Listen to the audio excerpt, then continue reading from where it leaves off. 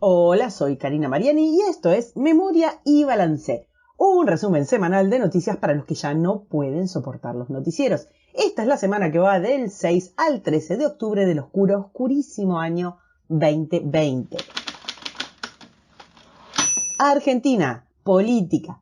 La interna kirchnerista es un auténtico hormiguero pateado. En menos de un año de gestión se suceden las manifestaciones de repudio al gobierno, cada vez más federales y cada vez más numerosas. La de ayer fue particularmente florida con grupitos de choque kirchneristas yendo a defender el bastión de la Quinta de Olivos y debiendo huir de forma vergonzosa ante los manifestantes antialbertistas. Otro aspecto divertido fueron los periodistas y militantes del gobierno tratando de minimizar una marcha cuya masividad recorría con imágenes las redes y los medios del mundo. La desconexión del oficialismo con la realidad es alarmante.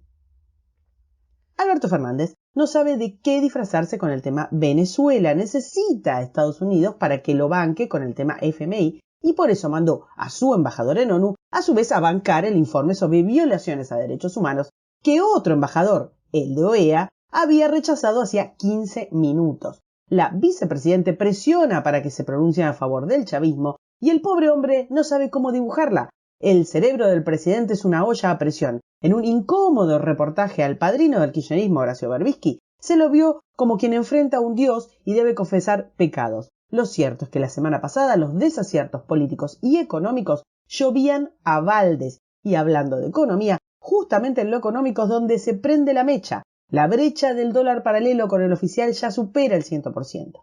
En medio de la visita de la misión del FMI para renegociar la deuda, justamente. El dólar en medio de este despiole subió arriba de los 167 pesos, el dólar blue, el único que se puede comprar. Y el Banco Central quemó 84 millones de dólares para evitar la depreciación aún mayor del peso argentino. Los muchachos del FMI se fueron de Argentina con la conclusión clarísima. Los problemas de este país no son solo económicos, lo que genera una enorme desconfianza. El Banco Central, en un rapto de optimismo, estimó que la economía se va a desplomar solamente un 11.8% este año, con una inflación de el 37% en diciembre. Como consecuencia de estos números y de una cuarentena eterna que ya ocupó casi la totalidad del gobierno de Alberto Fernández, que parece no saber gobernar si la gente está libre. Estados Unidos. Ya curado y resplandeciente, Trump ha puesto el acelerador en su campaña y se fue a Florida para asegurar el voto latino, denunciando a su vez que Joe Biden apoya las dictaduras de Cuba y Venezuela. Por otro lado, comenzó el proceso para el nombramiento de la jueza Amy Coney Barrett a la Corte Suprema. El debate vicepresidencial entre Mike Pence y Kamala Harris fue mucho más civilizado que la llave de sus candidatos a presidente. Nuevamente estuvo centrado en el tema coronavirus y en la crisis económica. Harris se dedicó a atacar al gobierno por su actuación ante el virus, cometiendo unos cuantos errores, mientras que Pence defendió las actuaciones de la administración Trump, siendo un claro ganador de la contienda. Joe Biden visitó por 11ª vez Pensilvania, tratando de asegurarse el voto en ese estado, que se muestra clave para las elecciones de noviembre, mientras Trump busca que vuelvan las tropas de Afganistán antes de Navidad. Respecto de los destrozos económicos causados por el virus chino, Estados Unidos no habrá crecido este año y tendrá el mismo tamaño económico, claro, que en el 2019, pero China será un 10% más grande. Nada mal para estos dos si consideramos que Europa seguirá languideciendo por debajo de su nivel de producción antes de la pandemia y esto va a continuar por varios años. Brasil. Este 15 de noviembre, Brasil va a tener elecciones municipales, donde se van a disputar más de 67.000 cargos a nivel nacional, en medio de una importante recuperación económica y una reducción significativa de la pobreza. Los niveles de aceptación de Bolsonaro en este contexto están mucho más altos que cuando asumió. Bolivia. A menos de 10 días de las elecciones, Una encuesta señala que habrá segunda vuelta muy posiblemente entre el candidato del MAS, Luis Arce, y el postulante de la Comunidad Ciudadana, Carlos Mesa, el opositor al partido de Evo Morales. En tanto, el expresidente Jorge Tuto Quiroga renunció a su candidatura presidencial a solo días de las elecciones del próximo domingo. Se anticipan eventos violentos durante los comicios. Perú. La Fiscalía peruana señala que existen méritos para investigar al presidente Vizcarra por el famoso caso Richard Swing, pero como el jefe del Estado cuenta con inmunidad por su cargo, la investigación va a empezar el 28 de julio de 2020 cuando éste abandone el poder.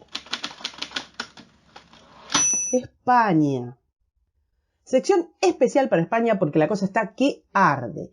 La celebración del Día de la Fiesta Nacional fue el reflejo de lo que España vive en estos momentos. El saludo militar del rey Felipe a Pablo Iglesias, que usaba un barbijo con un signo republicano. El tenso y envenenado encuentro entre el presidente Sánchez y la cabeza de la ciudad de Madrid, Isabel Díaz Ayuso, principal opositora en un cargo ejecutivo. Los numerosos vivas al rey, los abucheos y gritos de dimisión dirigidos al Ejecutivo son algunos de los ejemplos del hervidero que es España, que es el país con el peor manejo del coronavirus en el planeta. La crispación provocada de las filas de Podemos y de los partidos independentistas genera un clima de guerra civilismo trasnochado. Muchos piden la salida de Podemos de la coalición de gobierno. Un sainete parece la situación del Ejecutivo Nacional contra Madrid, luego de la decisión de un tribunal que suspendía las medidas de confinamiento en Madrid que había impuesto Pedro Sánchez, que, frustrado por la decisión de la justicia, agarró y decretó el estado de alarma en la capital para volver a establecer el confinamiento que no quería imponer el gobierno local. La caída económica es catastrófica y Sánchez, en un claro caso de delirio místico, presentó un plan que planea crear 800.000 empleos desde el sector público en 3 años. Este ambicioso programa económico fue llamado de recuperación, transformación y resiliencia de la matriz económica de España con políticas inclusivas y de género. ¿Cuándo no? Esta pavada grande como una casa es para disimular la completa ineptitud de Sánchez. Tras la presentación del plan, llegó la siguiente noticia. España es la peor economía desarrollada de 2020 y según el Fondo Monetario Internacional va a tener un desplome del 12.8% en junio, una caída que no va a poder resolver la llegada de los fondos europeos. Colombia. Álvaro Uribe quedó en libertad ya que la jueza de garantía ordenó la liberación del expresidente colombiano después de 2 años de persecución política. La izquierda deberá imputarlo nuevamente si quiere enjuiciarlo. Ecuador. Ecuador pidió a la Interpol la detención efectiva del presidente Rafael Correa huido a Bélgica y de otros funcionarios de su gobierno que tuvo lugar entre el 2012 y el 2016 por el caso Sobornos, una trama que permitió el financiamiento ilegal del partido Alianza País. Venezuela. El alto comisionado de Exteriores de la Unión Europea, Josep Borrell, tuvo que dar explicaciones sobre la misión que llevó a Caracas para negociar con los chavistas la suspensión de las elecciones parlamentarias. Dijo ante la Eurocámara que pensaba que existía un resquicio de posibilidad de que pudiera lograr que el régimen aplazase las elecciones legislativas previstas para el 6 de diciembre, en una movida con olor a Podemos que no tenía permiso del organismo supranacional. Chile.